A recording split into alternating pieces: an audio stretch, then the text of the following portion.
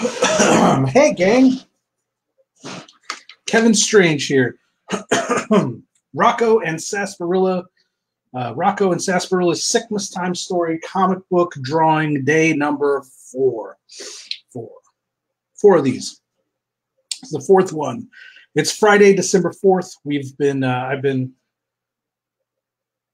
I've accepted this drawing challenge, this comic book creation challenge, to try to create a 30-page black and white comic book in the month of December to release in time for Christmas. We've got a tight deadline and a lot of work we have to do every day. How far did we get, gang? Yesterday I needed to only complete 2 pages to hit my 5 of the day. Maybe it was 3. I don't remember. I know I didn't have a whole lot of work to do. We were almost done with scene number 2 of 3. 2 of 3. So we are almost 2/3 of the way done. With the pencil phase, we still need to ink and letter.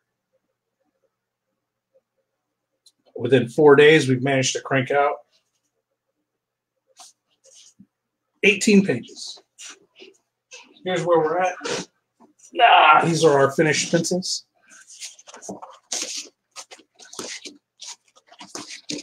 All this we've been doing since Monday.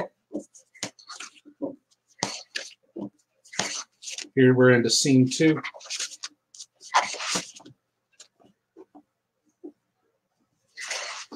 And what did we draw live yesterday? We drew this page live yesterday.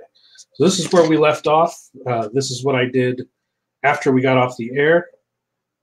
No more crack.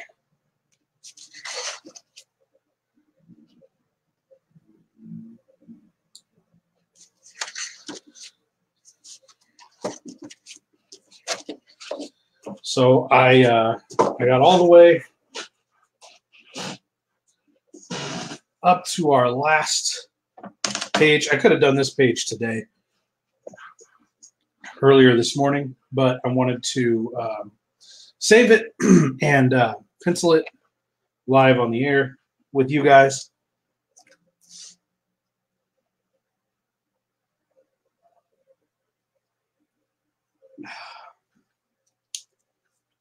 So that we can continue our progress and process of showing you guys the behind the scenes creation here.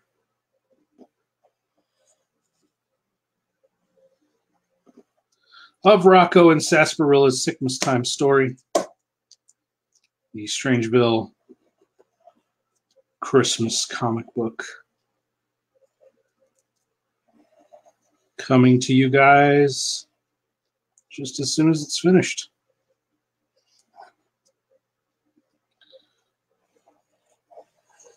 Hit that like button. Jump in the comments. Say what's up. Say hi. We're just chilling today, drawing comics.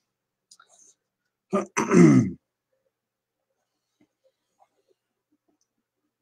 on vacation from the night job for a week, and I couldn't think of a better way to spend that vacation than to make a new comic. I finished my graphic novel, How Camera Lives, last week. It's with the editor right now. As soon as she's done with the editing, I'm going to put it together and get a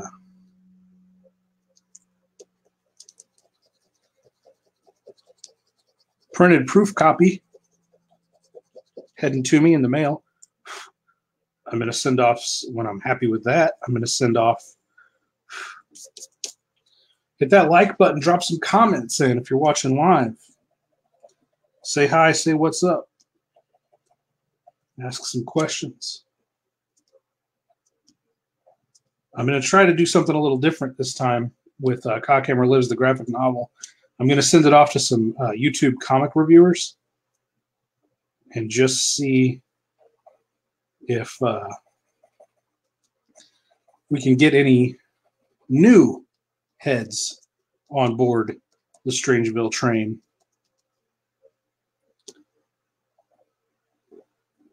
That way.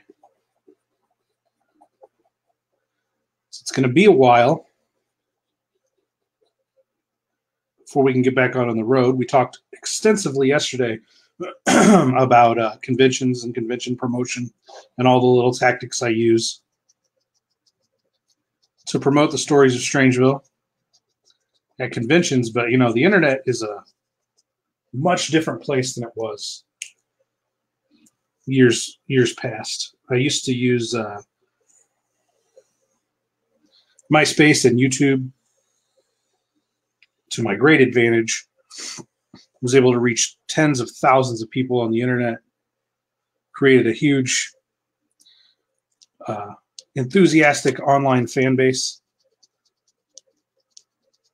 And over the years, the corporate takeover and homogenization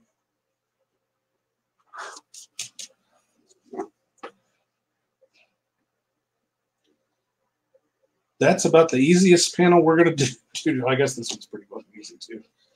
The corporatization of social media and the throttling of all independent creators, and the push for all advertised content on Facebook to be purchased, and the purchasing of that content having very poor results, completely changed the landscape of online promotion. And for a lot of people, online promotion just came to a dead standstill.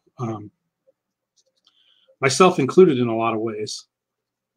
They're just the throttling of social media giants like Twitter and Facebook and YouTube, the throttling of indie creators, and the push for corporate creators, corporate entertainment entities to get the algorithmic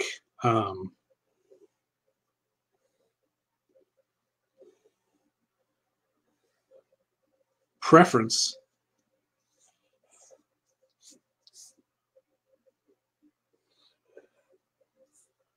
really makes it hard to promote online. There's a lot of really rough and dirty organic ways that you have to do it. A lot of people, you know,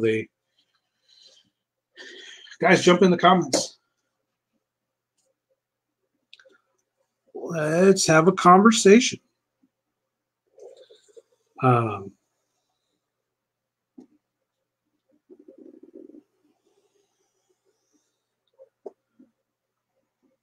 There's a lot of dumb stuff that people use social media where they you know, they're like, hey, what's your favorite scary movie? But they're actually, you know, a fucking author trying to sell you their book, but they, you know, disingenuously try to engage you in pop culture discussions in order to sort of trick you into being exposed to their the links to their product.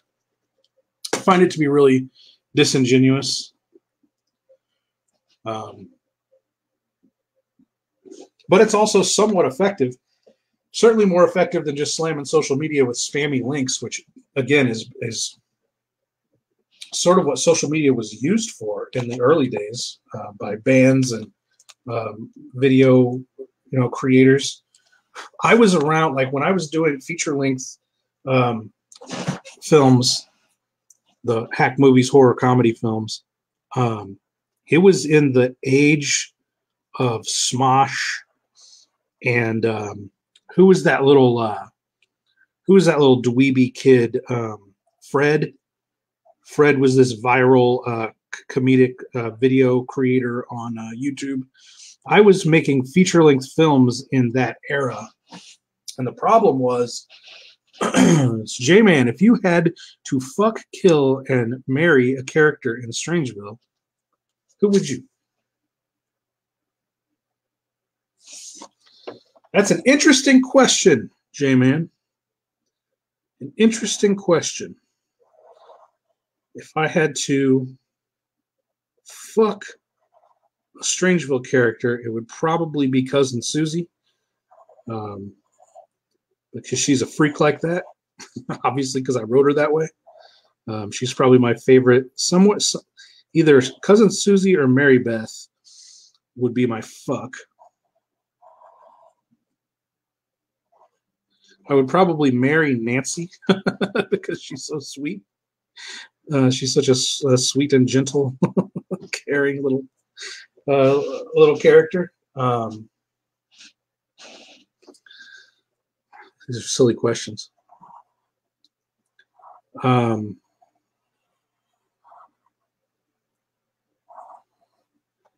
If I had to kill a Strangeville character, who would I kill?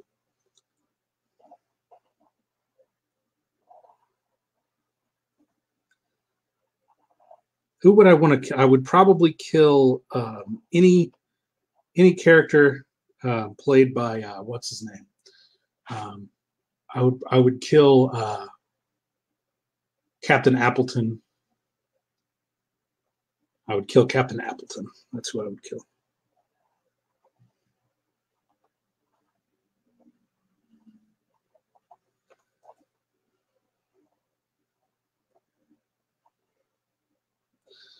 All right. So I came up making feature films in an era where people were getting ridiculously famous, making short form comedy skits on YouTube, and then also YouTube reviews, like reviews of pop culture, were really, really popular on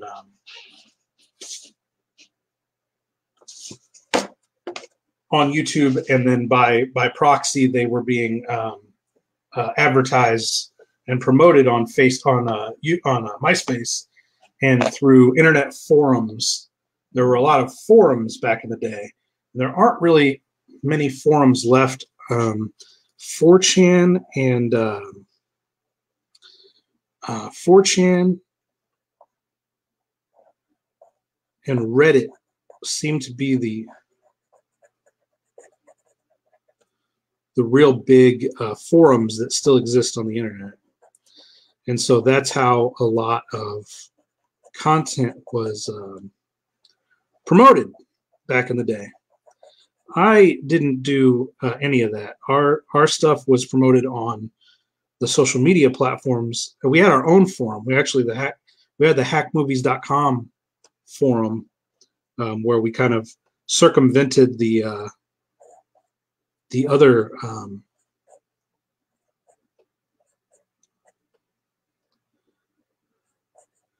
forum platforms, and we did our own, and then advertised and promoted through MySpace. When everything switched over to Facebook, things got gnarly because Facebook was quick to throttle everything down. Even when you grabbed people's attention and got likes,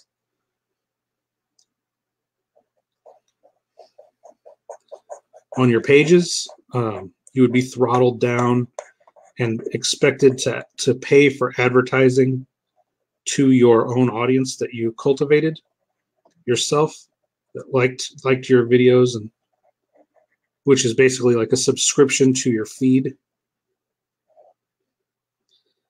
That's what that means.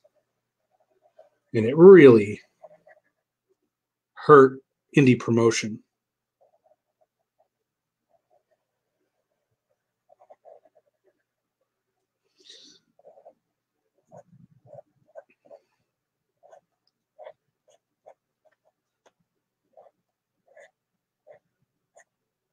And it's really been that way for about 10 fucking years. And promotion has become, internet promotion has become sort of a cash cow. You now have companies whose sole purpose it is to tell you that they'll, to charge you to do promotion for you on the internet. Their own cultivated mailing lists and whatnot that they claim will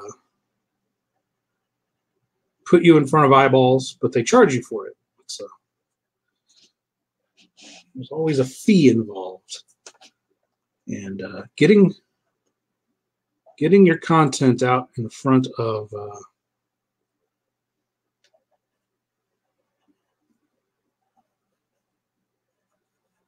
your audience is increasingly more difficult as time goes on and the internet becomes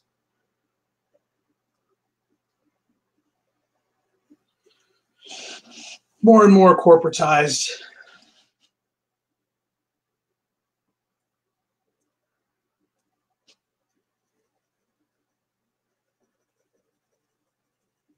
These fucking mouth stars are hard to draw, dude. These things take forever. They're really cool looking though. When ROCCO gets angry and crazy on crack, the tips of his tentacles open up into these crazy starfish things.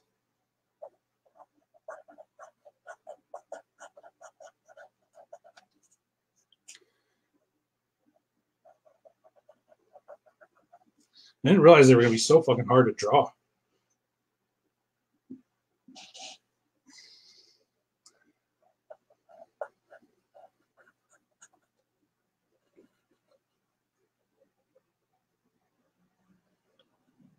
Just a lot of fucking detail.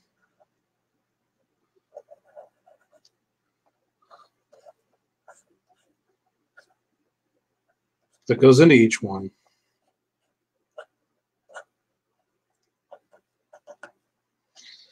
I'm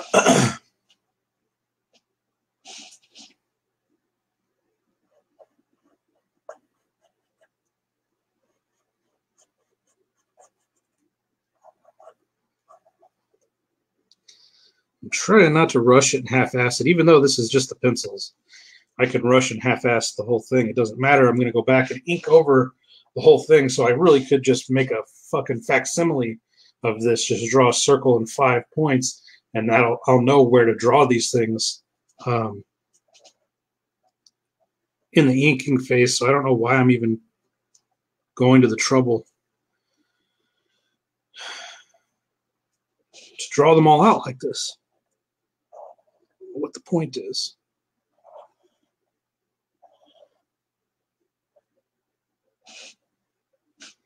Wasting my time is what it's doing.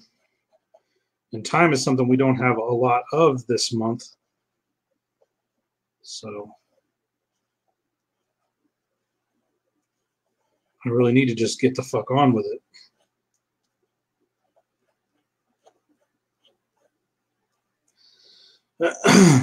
Go.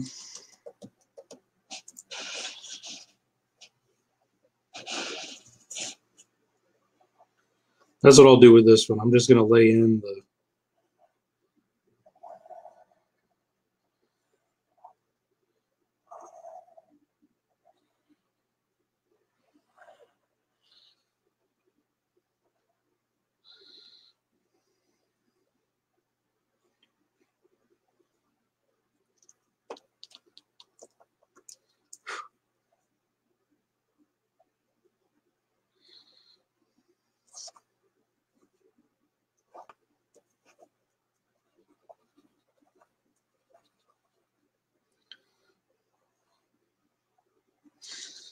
there. With that one, I'm just laying in the basic shape, and I'll add the gnarlies to it later. I'm wasting time.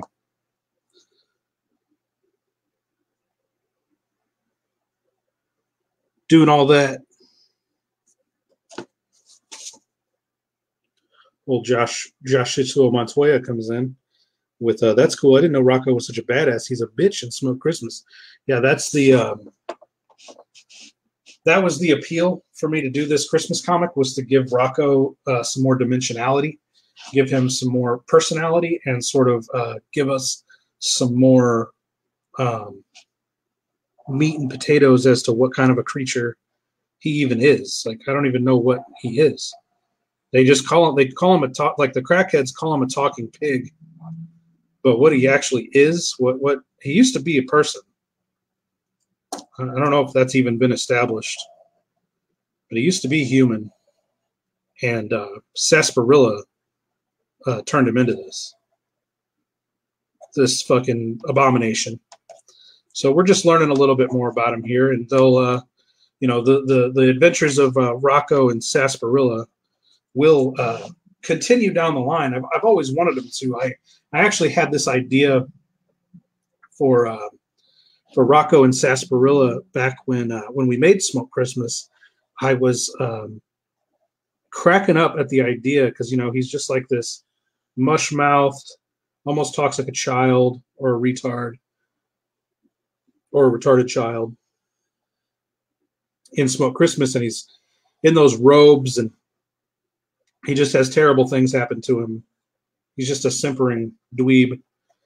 And I was cracking up at the idea of doing a story with ROCCO where he appears in a business suit and talks all eloquently and intelligently. And I could never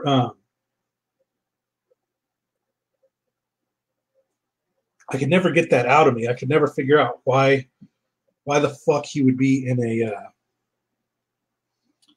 a fucking business suit, like talking like a lawyer. But that's probably going to come. That's probably going to be the next time we see ROCCO. It will probably be in that context.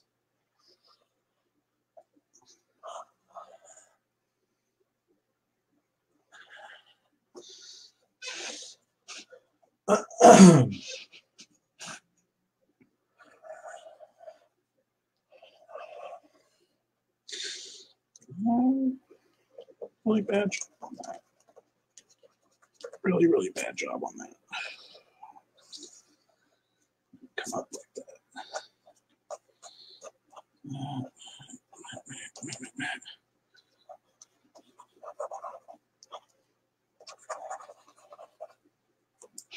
So there's this mysterious figure, this one final bum that ROCCO hasn't killed, and he's of course getting ready to.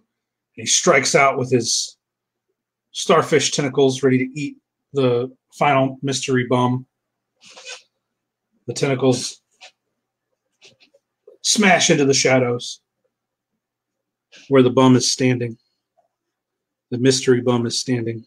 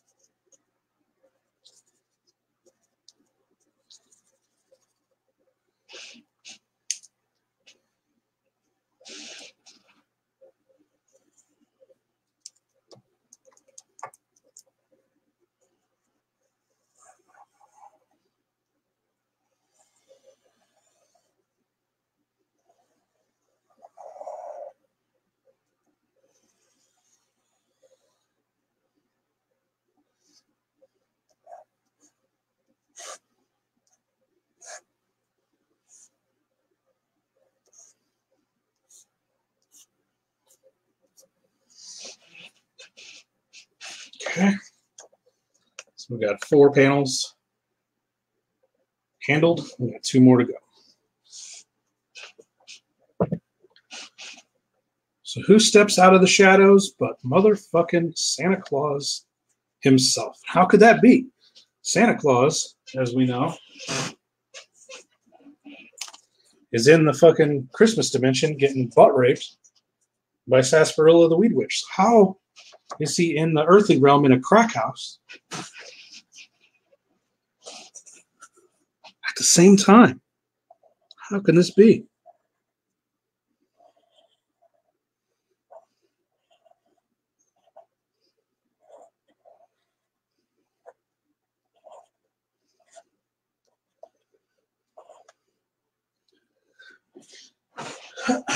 How can this be?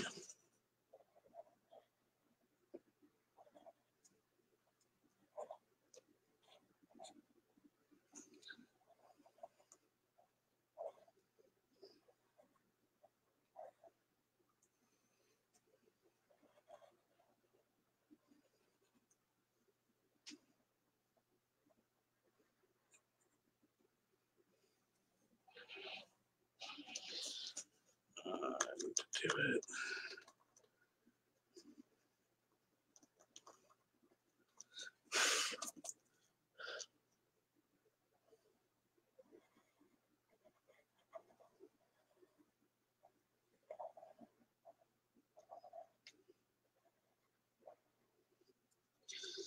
Like so.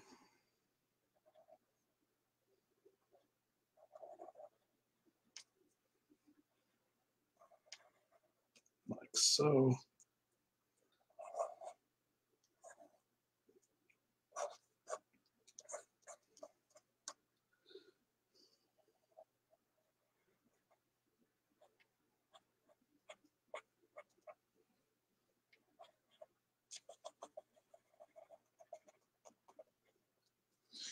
J-Man asks, Santa's got telepathic cracks like the crabs in Smoke Christmas. Something like that. Something like that. And the answer, of course, is revealed in scene 3, which we'll get going on here pretty soon. And it's a funny answer. And it was the first thing I thought of when I wanted to do this story.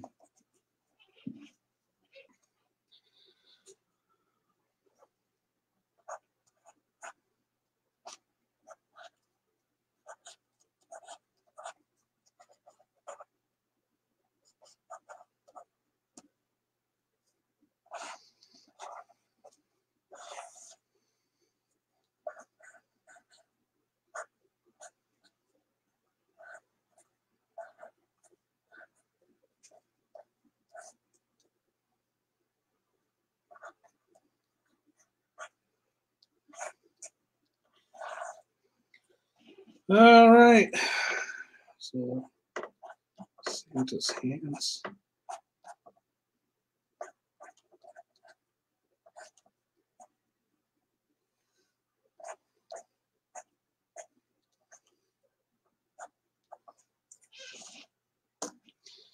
Well, he is holding, he's got the tentacles all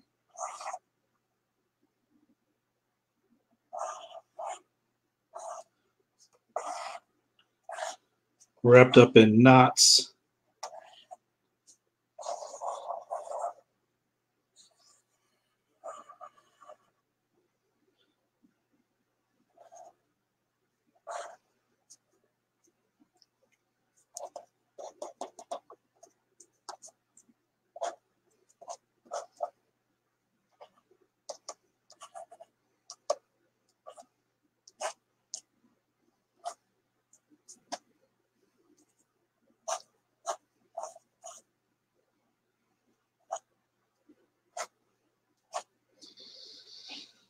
Okay.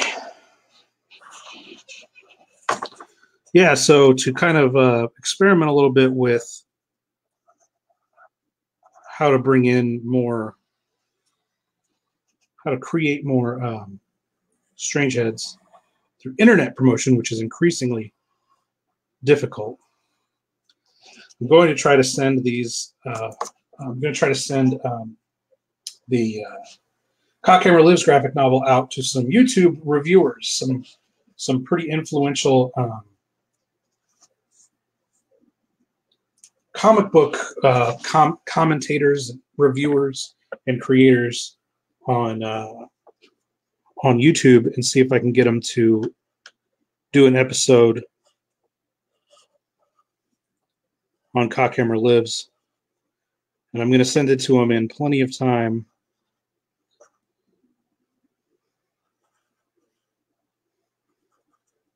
so that they've got plenty of room to work with before the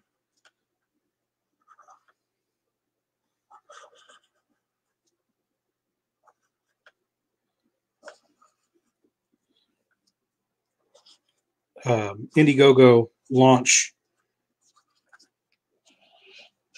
date in March. They should be getting the book sometime in January. That'll give them 2 months to decide if they want to give us some rub.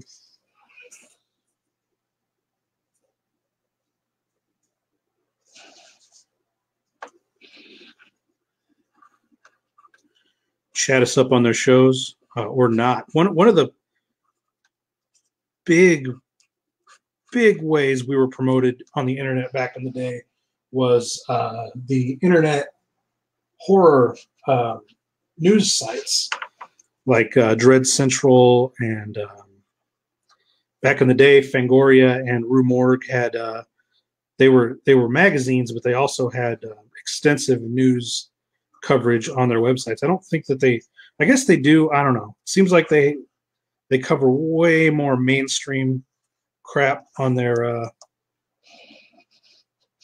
corporate horror crap on their websites now than they did back in the day. Because back in the day, it was nothing to get them to run stories on our new movies. They loved us. They loved the movies. They loved doing reviews and stuff. Rue Morgue one time did like a 5-page spread on us, highlighting all the films. Fangoria debuted and premiered the Cockhammer trailer, believe it or not. The Cockhammer film trailer debuted on Fangoria's website. Today, I can't even get the smallest of the small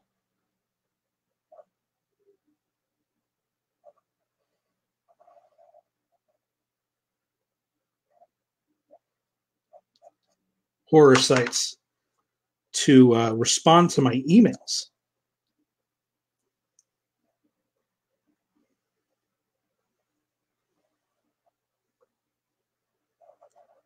Let alone run coverage of us.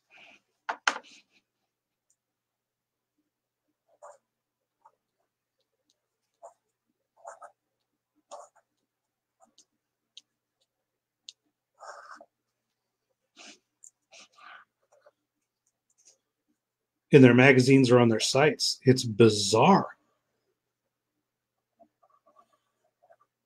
And I don't know if it's us in particular, if we're blacklisted from the horror community because I'm a, outspoken free speech advocate and, I guess what you could call a soft conservative. I don't really think making comic books about rape and crack is conservative in any way. Conservatives won't touch me. Conservatives won't fuck with me either. So why the horror news sites won't fuck with me? I have no idea. But they continue to ignore me. When I put out Strangeville Smoke Weed the card game, I sent out press releases to a dozen horror sites. I didn't even so much as receive a thanks for the email. Good luck on your campaign. I just don't hear anything back at all from them. And again, I don't know if it's because I'm blacklisted from those sites for wrongthink, or if they just simply don't respond to indie creators like they once did.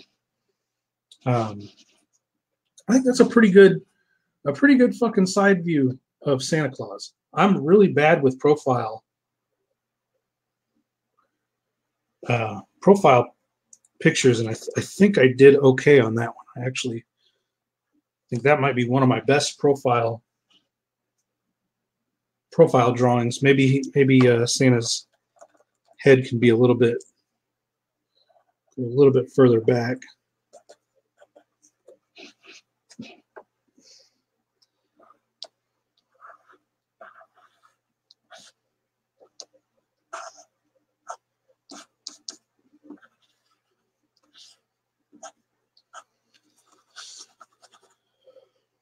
But I think that's pretty fucking good.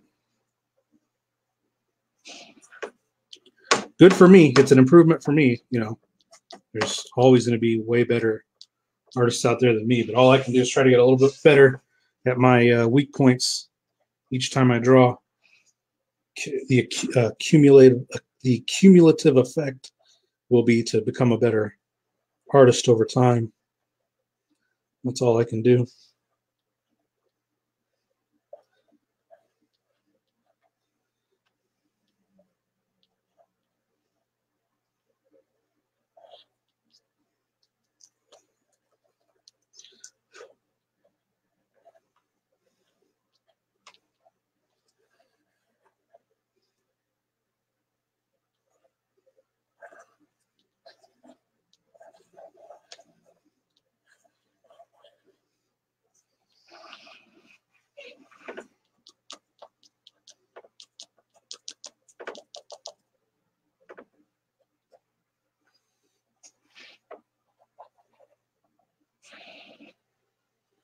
Okay.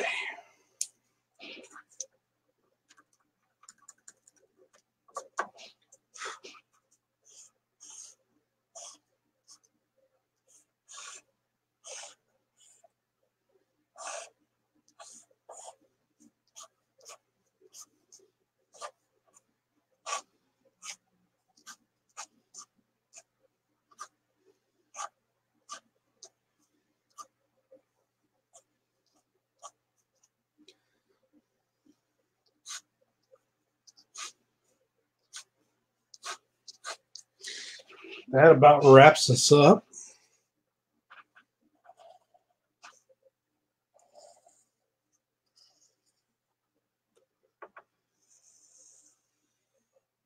On page number 19. And the final page of scene 2.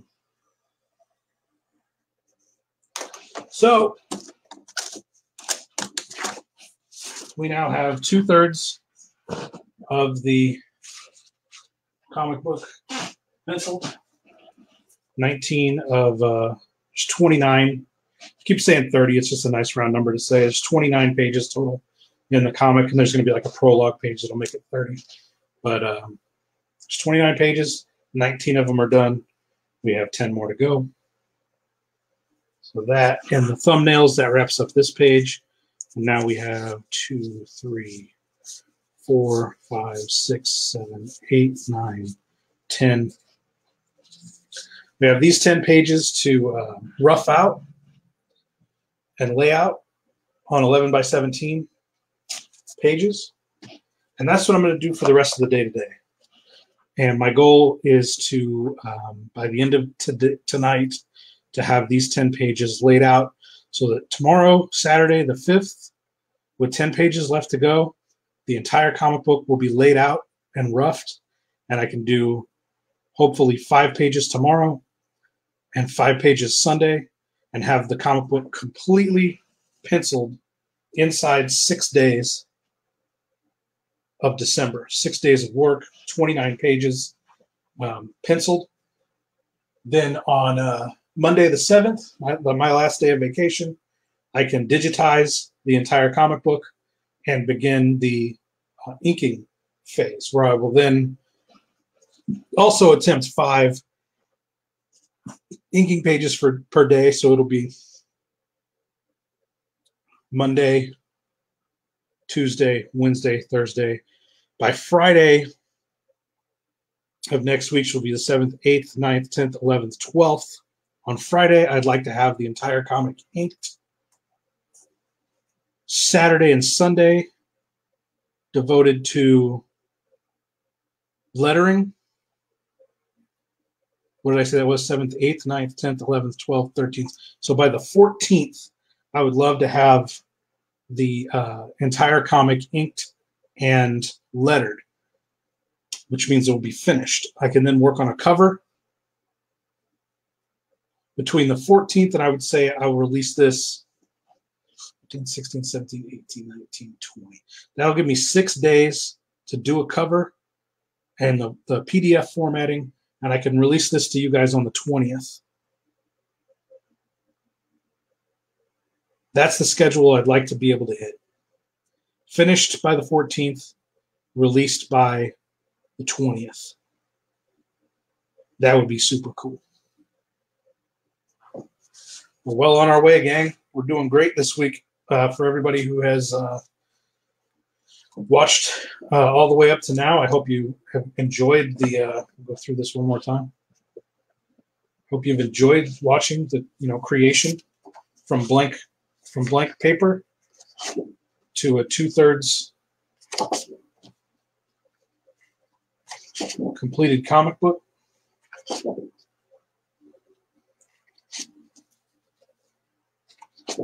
The pencils, anyway. I look at each phase as like a completed comic book. Like even that, even those thumbnails on the 3x5 note cards, I consider that a finished comic book.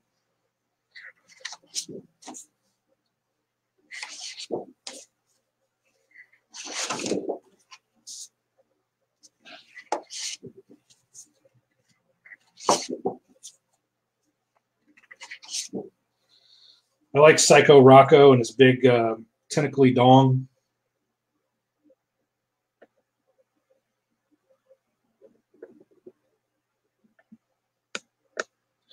I think that looks cool.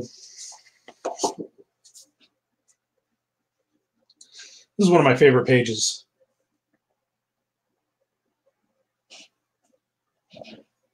Of the whole comic.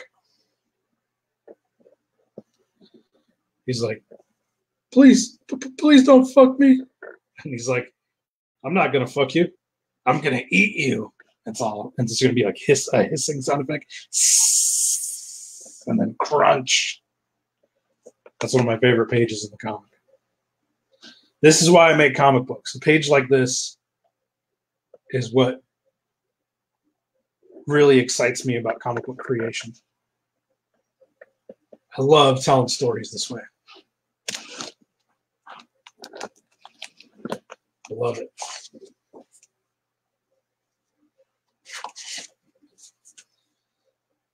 We just did this one with a pretty cool profile of Santa Claus, if I do say so myself. Okay.